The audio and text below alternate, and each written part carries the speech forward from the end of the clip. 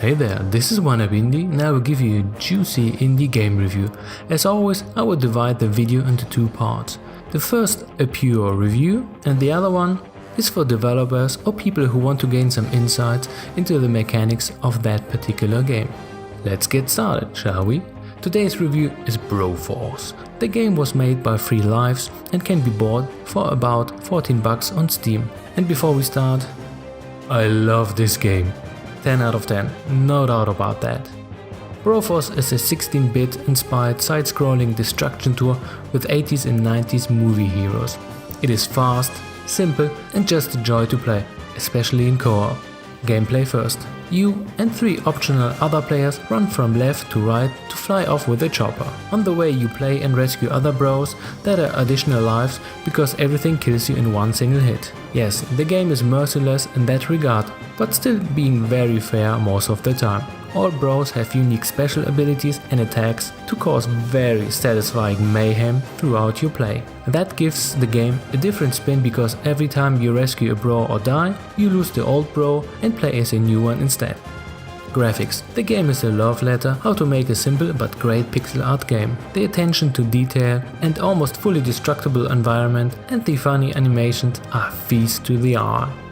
Sound. The music is very good and underlines the tone of the game. The actual highlights are the mumblings of the bros and the speaker. Everything is a parody and the heroes are hyper masculine and blow everything up. By hearing you will get a huge testosterone rush and grow instantly a beard. Conclusion. If you're looking for a 5-minute fun ride or a blast for the weekend with your friends, Broforce will give you tons of fun and laughter in co-op and deathmatch. If you are undecided and want to try out the game yourself, High Five has released a free Broforce game with the characters of the Expandabros.